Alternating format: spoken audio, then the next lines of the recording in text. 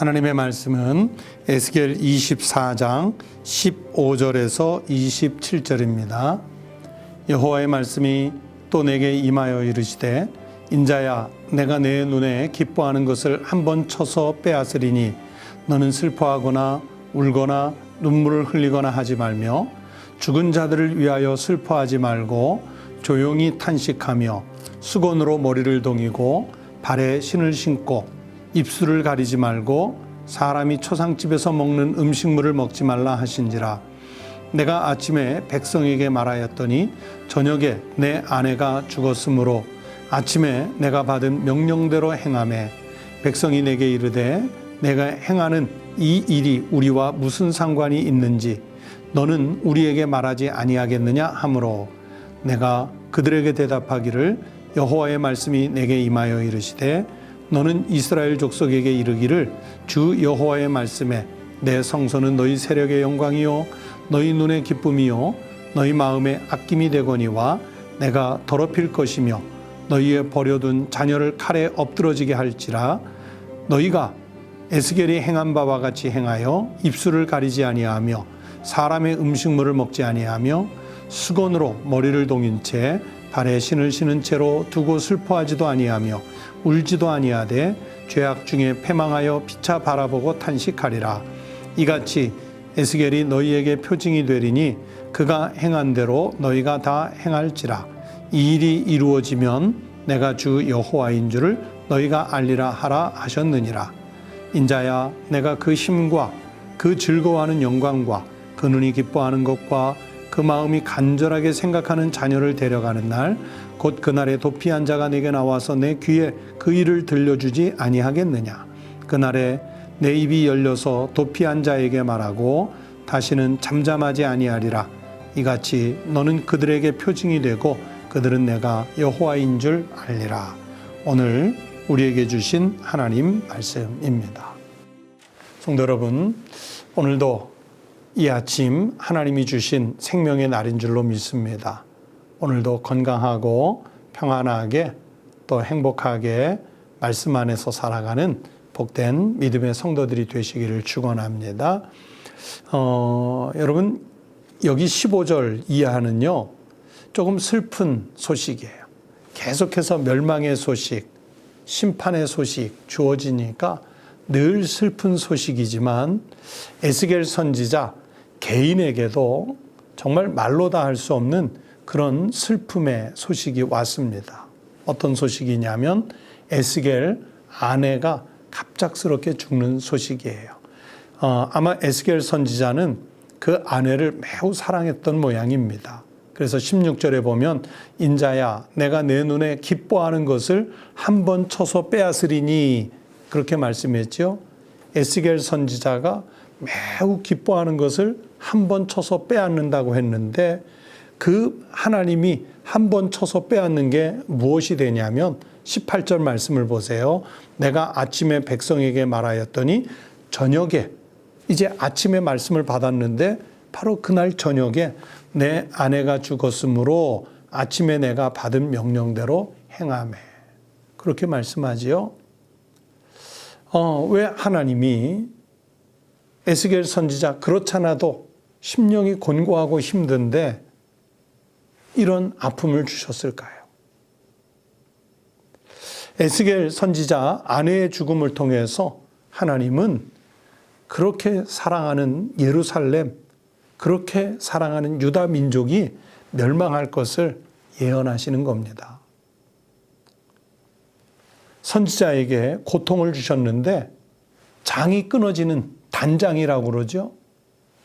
그 고통을 주셨어요. 아픔을 주셨어요. 그래서 선지자 아내의 죽는 이 죽음을 통해서 하나님이 말씀하시려고 하는 의도는 아주 더 강하게 심판의 메시지를 선포하게 하시려는 그런 의도를 갖고 있는 말씀입니다. 계속 말씀드린 대로 에스겔 선지자의 아내는 에스겔이 사랑하고 에스겔에게 기쁨이었던 그것이었던 것처럼 모든 사람들에게 사랑의 상징인 예루살렘을 상징하는 거예요. 그러니까 여러분, 우리가 죽는다는 것은 완전한 끝을 의미하지 않습니까? 개인의 종말을 의미하지 않습니까? 그래서 에스겔 선지자 아내의 죽음은 곧 예루살렘이 그렇게 죽음을 맞이한 것처럼 완전한 멸망을 당할 것이라는 것을 상징하는 사건입니다. 앞에서 말씀드린 대로 네 눈에 기뻐하는 것, 아내를 말하는 거죠. 그 아내가 죽었는데 당연히 우리의 인륜으로는 어떻게 해야 됩니까?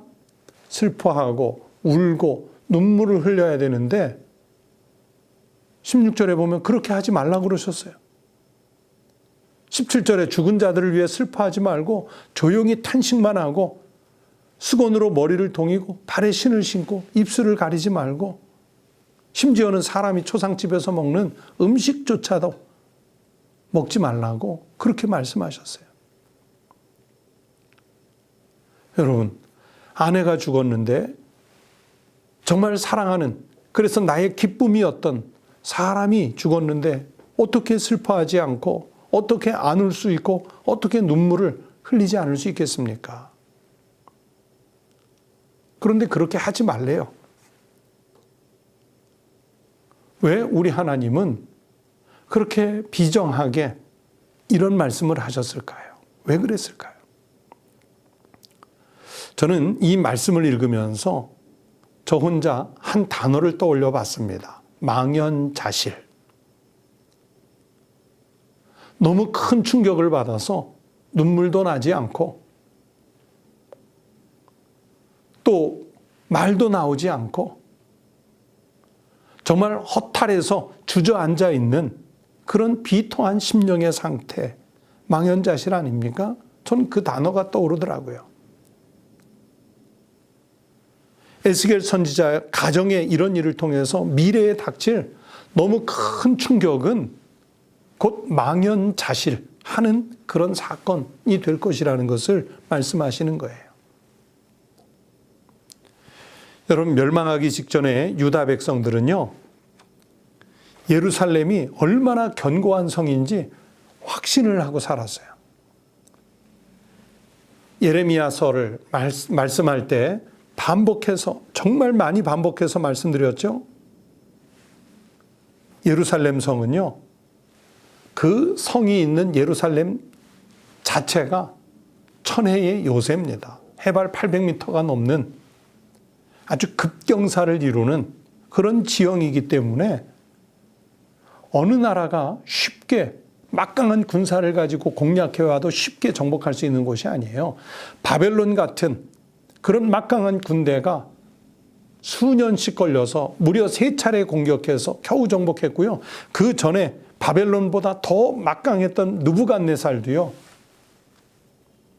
예루살렘을 포위만 했지 한 번도 정복하지를 못해내지 않습니까? 유다 백성들은 예루살렘 성이 얼마나 견고한지 확신을 갖고 있었어요. 그런데 그 성읍이 갖고 있는 지형이 천혜의 요새이기 때문에 그것이 견고했던 것이 아니에요. 죄 가운데 있었지만 그래도 여전히 하나님이 이스라엘 백성들과 그리고 예루살렘에 그리고 그곳에 있는 성전에 함께 계셔 주셨기 때문에 그 성읍이 견고했던 것이지 성읍 자체가 든든해서 견고했던 것이 아니라는 말씀입니다. 그런데 이 말씀을 보세요. 어떤 인간적인 견고함도요, 하나님이 떠나가시면 아니면 하나님이 심판하시고자 하시면 그 앞에서는 무력하다는 것을 보여주고 있습니다. 시편 127편 1절에 우리가 잘 아는 하나님 말씀이 있지요. 여호와께서 성을 지키지 아니하시면 파수꾼에 깨어 있음이 헛되도다. 아무리 막강한 군사를 가지고 그 성읍을 지키려고 해도요, 여호와께서 그 성을 지켜주시지 않으면 소용이 없습니다. 에스겔 선지자의 아내가 죽는 것 같이 하나님이 떠난, 하나님의 손길이 닿지 않는 그 예루살렘은 이제 견고하지 않습니다. 예루살렘이 바벨론의 3차 침공을 받았을 때는 3년을 견뎌냈습니다. 그러나 결국 주전 586년에 참 허무하게 무너져 멸망을 당하지요. 그리고 그 주전 586년에 멸망한 예루살렘은 제가 앞에서 표현했던 대로 망연자실입니다. 왕 앞에서 왕의 아들들이 다 목베임을 당해서 죽습니다. 그 아들들이 죽는 것을 목격한 왕의 두 눈은 뽑아집니다. 그리고 놋사슬에 묶여서 왕과 귀족들은 포로로 잡혀가고요.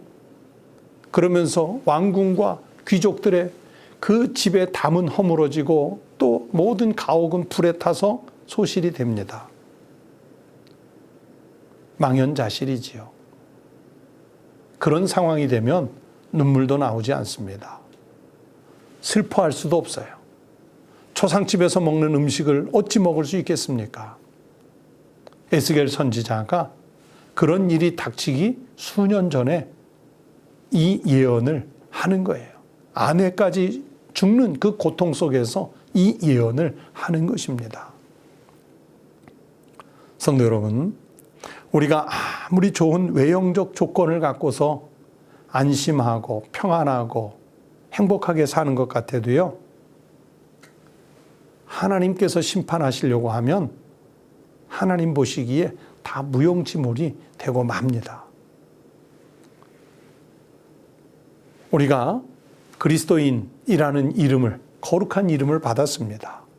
성도 여러분, 명목상의 그리스도인, 허울뿐인 그리스도인이라는 이름을 버리십시다.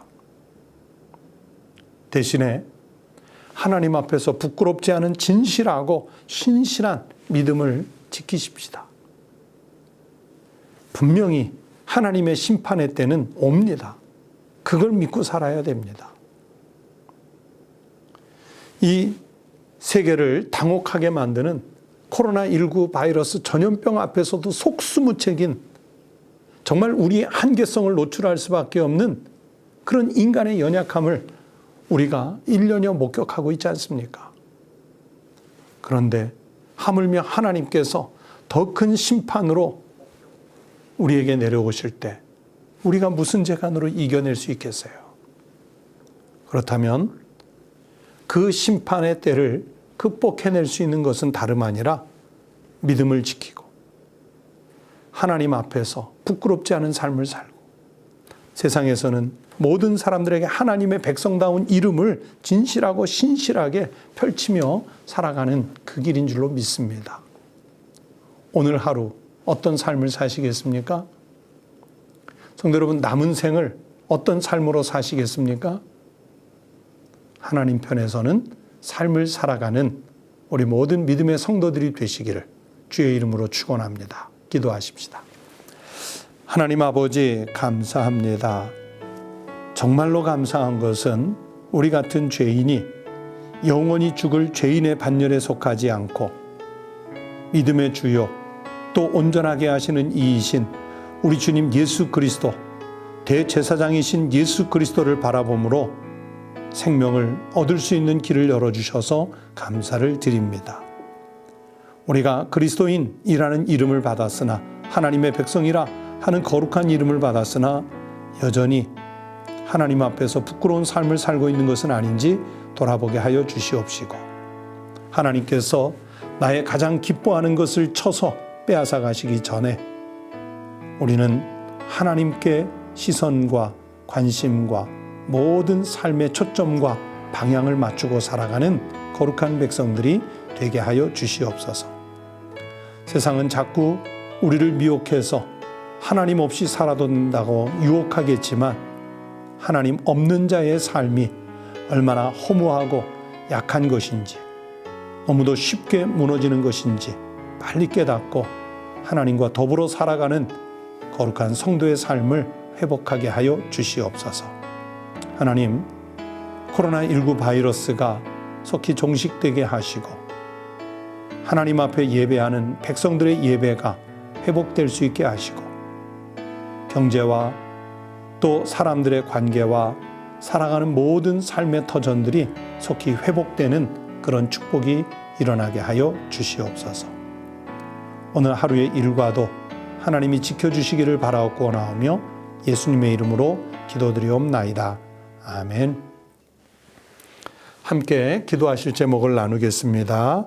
첫 번째는 이름뿐인 그리스도인, 명목상의 교회가 아닌 신실한 성도, 하나님께서 정말 함께 하시는 그리스도인 공동체, 교회가 될 수 있도록 기도해 주시기 바랍니다.